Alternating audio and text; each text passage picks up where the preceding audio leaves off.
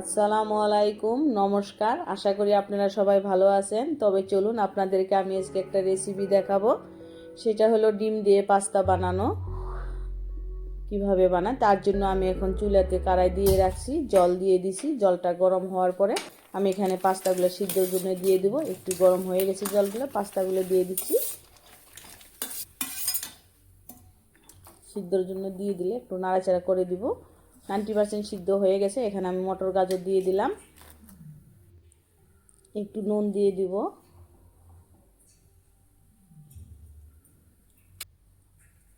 একটু নুন দিয়ে দিলাম। এখানে নাড়াচাড়া করে নিব ভালো করে। মটর গাজরগুলো সিদ্ধ হয়ে যাব। পাস্তাটাও সিদ্ধ হয়ে গেছে, আমি এখন এগুলো নামায়ে নিব।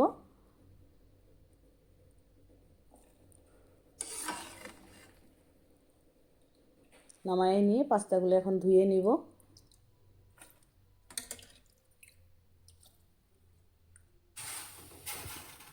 পাস্তাটা বানানোর জন্য কড়াইটা দিয়ে দিলাম চুলাতে। এখানে এখন সাদা তেল দিয়ে দিলাম। তেলগুলো একটু গরম হওয়ার পরে পেঁয়াজ কুচি, কাঁচা লঙ্কা কুচি দিয়ে দিলাম। দিয়ে এখন একটু নাড়ায় নিব এগুলা।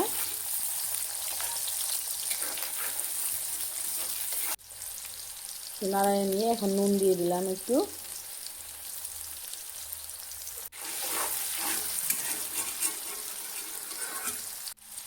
একটু হলুদের গুঁড়ো দিয়ে দিলাম। এখন এগুলো একটু নাড়া দিয়ে এখানে এখন আমি ডিম দিয়ে দিব। পাস্তা হিসেবে আমি 2টা ডিম দিয়ে দিলাম এখানে।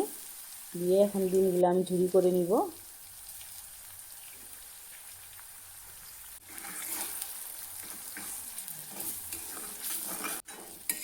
ডিমগুলো ঝুরি করে নিলাম, ঝুরি হয়ে গেছে। এখানে আমি এখন সিদ্ধ করে রাখা পাস্তাগুলো এখানে দিয়ে দিব। পাস্তাগুলো দিয়ে দিলাম। এখানে একটু এগুলো ভালো করে নাড়ায় নিব, ডিমগুলোর সঙ্গে এগুলো মিক্স করে নিব, ঝুড়িগুলোর সঙ্গে মিক্স করে নিলাম। টেস্টের জন্য একটু জিরা গুঁড়ো, একটু ধনিয়ার গুঁড়ো দিয়ে দিলাম। এখানে একটু নাড়াচাড়া করে নিব। এখানে একটু ম্যাগি মশলা দিয়ে দিলাম। পাস্তাতে যখন একটু ম্যাগি মশলা দেওয়া হয় তখন পাস্তার টেস্টটা বেড়ে যায়, তার জন্য একটু স্বাদ পরিমাণে ম্যাগি মশলা দিয়ে দিলাম। এখানে এখন টমেটো সস দিয়ে দিলাম পাস্তাতে। দিয়ে এখন সসগুলো দিয়ে পাস্তাগুলোর সঙ্গে ভালো করে মিক্স করে নিব।